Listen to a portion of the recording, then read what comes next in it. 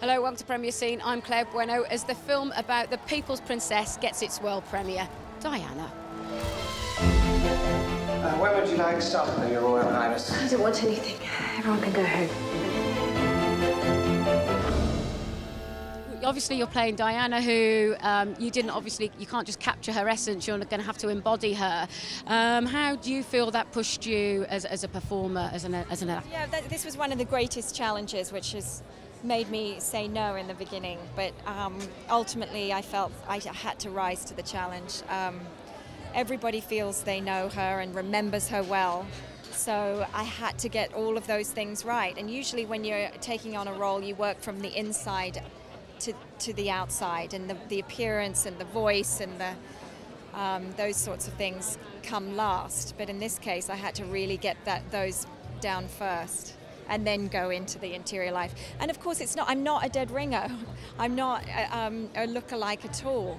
We tried our little tricks, but at the end of the day, it's just an interpretation, and I wanted to capture the essence of her. Doctor, this is Diana. Well, perhaps I can show you around. There's a canteen on the ground floor, but it's not open late. You could always pop round the corner for supper with me. I'm serious. I don't know how to contact you. Well, I'm like most people. I've got a mobile. Actually, I'm not like most people. I have 4. You're playing, obviously, somebody that's alive, but not a public figure. So as an actor, did that free you up as a performer to play the part as you wanted to interpret?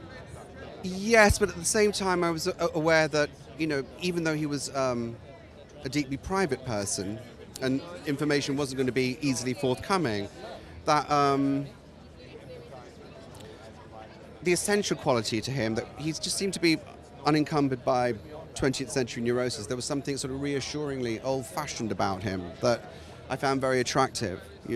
And you don't really see that in modern cinema that often. It's usually sort of like Robert Mitchum or those kind of men. Do you know what I mean? And I felt I had to try and fill that, and not just by being 17 pounds heavier. There's a certain way of looking at the world which has a kind of integrity to it, and decency, inherent decency.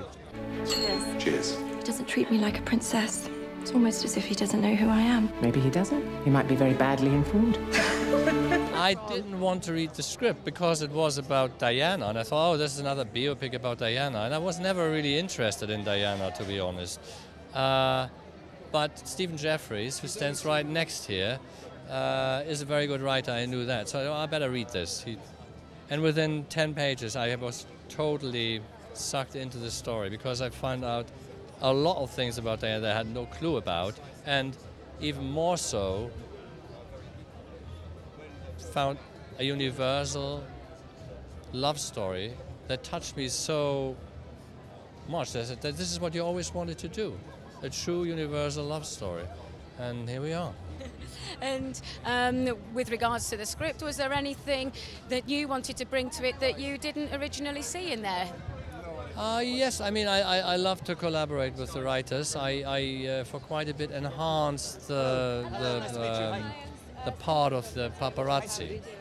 I wanted them to be sort of like a character for themselves in the film. And I took artistic liberty in injecting one scene or a sequence, if you will, of them just enjoying each other tremendously, fooling around, going away from it all, not being detected by anybody, which I know they did. They did not go to the cliffs of Dover, but I felt like the people need to understand that. And that's my invention, or our invention. Except for that, most of it is based on research, not Kate Snell's to start with, and then Naomi and I, you become like a historian, really. You try to find out what's true, what's not, what's likely, what's rather unlikely, what should we tell, what should we not tell. It's a lot of responsibility that comes with it, because the sons are still alive, of course, and Hasnat Khan, of course. With regards to responsibility as well, as a director, working with Naomi, there's such an incredible pressure on her as a performer to deliver with this role. Did you invest in even more research, really, to be there to support her and guide her through it? Yes, the thing is, when you do something like that, you have to be on the same page. And as a director, you have to take care of lots of things, but the key thing is the actors. You got to make them feel comfortable and protected and be like a true coach in a way. Got to be a psychic, energy person, all that. You're the most famous woman in the world. Use your power. I'm only trying to highlight a problem that's going on all around the world. First, I met Oliver, who directed Downfall and made an incredible film about Hitler, and it seemed interesting that he was so supportive and so sensitive to her life and how lonely she was, how in love she was, and that I found that intriguing. And then I read the script, and the script is a very, very delicate, sensitive portrayal of a love story, really. And talking about sort of sensitivity and love story, you're playing Paul Burrell, who obviously was the right-hand man to Diana. So what was that like for you, playing that kind of role? I think when it's a good time in his life too, when he was, 24 hours looking after her. I think almost to the point where you're in love with someone, that they're so obsessed with where they are and what they need next. And when they divorced, Charles and Diana, he became her rock, as he called it, and he went to her household and did everything for her. So I think he was very, very close, and she had a way, I think, of making you feel very special. We've obviously seen public appearances of Paul. So as a performer, did you want to embody him, or did you just want to capture the essence? No, I wanted to be as like him as possible. Yeah. So was that, how interesting was that for you then to kind of explore and perform as? Oh, great. I mean, there was a lot of video to watch, a lot of stuff to read, and then there's a moment where you think, right, I look, eerily like him, rather worryingly so, and, I think I have his voice, so now I just have to go follow it where it goes, I'm in love with a heart surgeon. Don't think I've ever been so struck by someone. If your feelings are this strong, he will feel the same. Where are we going? To the very edge of the kingdom. Diana obviously was a style icon, so for you designing the clothes, was it interesting for you to try and get her personality through her clothes? She always knew what she wanted to wear, and then whenever she chose dresses, it was for a specific function, and she knew how she wanted to look that night. Of course, we both worked together on it, yes. With regards to the public figure as we see her, how did the clothes differ to how she was when we see her privately? I think she was exactly the same. She didn't really, she was, as you saw her on the red carpet, as you saw her interviewed, that's exactly how she was in real life. She was very sort of friendly, very matey, loved a joke, yeah. And for you, working on the film and working with Naomi to recreate her look, did you have to create the clothes to suit Naomi as well as encapsulate Diana? Well, I've got to say it was a little bit difficult to sort of get my head around at the beginning, because Diana was 5'10". The time she had her shoes on, she was sort of 5'11", and Naomi, as you know, is much shorter. So I just thought, am I going to be able to achieve it? But the minute I saw Naomi walk through the door, it was seeing sort of Diana that had just gone like that a few sizes. So it was all about proportion. For instance, the dress that she's wearing on the poster, time we got it right there, time we got it the right length, everything worked and everything fell into place, yeah. The next few days are going to be a little bit tricky.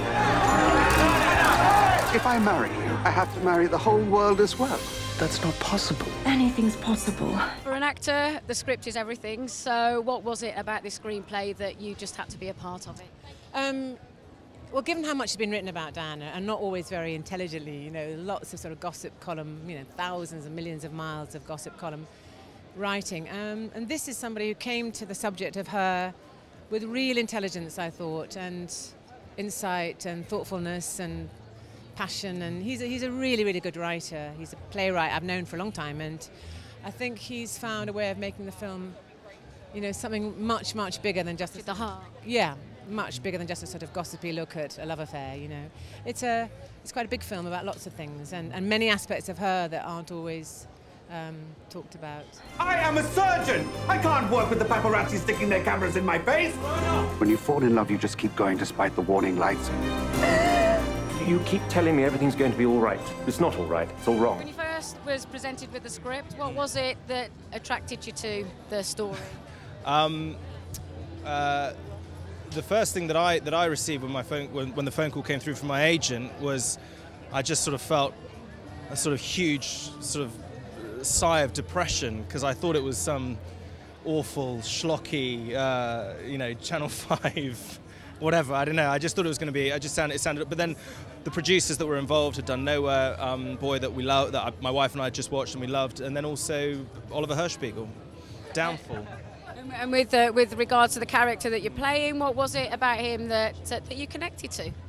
I had no idea what it. I had no idea what it was to play a photographer, and going into that world and chatting to lots of photographers, especially celebrity photographers who are a whole other subspecies of that photography world. I had to learn pretty quickly about what it is that makes them tick, about the pressures they're under to deliver photographs that we all consume on a daily basis on our newsstands. Does it give you a different sense of perspective as well about private and the public life of somebody in the situation that Diana was? Not massively. I think we all know the pressures that she was under and the pressures that we as a society and the press on our behalf placed her under. Doing the film, it just sort of realised that even more. You've received an offer from Dodie Fire. Does it feel right to be going on this trip? You're not going because you feel lonely. Without a producer, we don't have a film. So obviously Diana is an enigma in herself, but for you to be a part of this story, what was it that you wanted to tell? I think the crucial point is that we felt there had been so much obsession over how she died, how she lived, and her legacy had really been largely ignored. And once the inquests had been completed into her death, we felt that it was time to actually interpret her life as the past. And therefore, once we did the research that we did and met the people close to her, they very much endorsed the idea that we had already decided on doing, which is dramatising that love affair she had with Hassanat Khan. I think it's interesting as well to say that this particular period of her life, the last 2 years, we see a growth of a woman as well. Was that important to depict that on screen? Her as a personality from... That's the key, the core of the film, through the relationship with Hassanat Khan, who obviously is a healer of people. She was a lady with a broken heart. You could argue that he healed her, their love affair, empowered her, gave her the confidence and the focus, and that's why we made the film, really. I think through that relationship, you can dramatise, the way that Diana has left us a lasting legacy, and it's important to reassess it and to acknowledge it. Also important, obviously, is the casting, particularly with a lady that's an icon. So with regards to Naomi Watts, what was it about her as a performer that you thought could bring the sensitivity that was needed to play Diana? Well, I've long been a great admirer of hers. I mean, she brings an emotional truth to every role. And I think with playing Diana, you needed somebody who could bring that level of intensity and compassion and reality to the role. And therefore she was the perfect choice, and she's also British, so we should not forget that. Yeah, we shouldn't. But we've also chosen a German director. So what was the choice there? Did you specifically want to choose a director that was foreign to bring some objectivity, or was that just coincidence? I think it was coincidence. I mean, when we met Oliver, we just thought he's the right man for the job. But in retrospect, the fact that he had no preconception or prejudice, and he's a great sort of immerser in a world. And he wanted to do a love story, so it was a fantastic. These things just happen for a reason, and that was the reason. Yeah. I was trying to find a way for us to be together. Diana!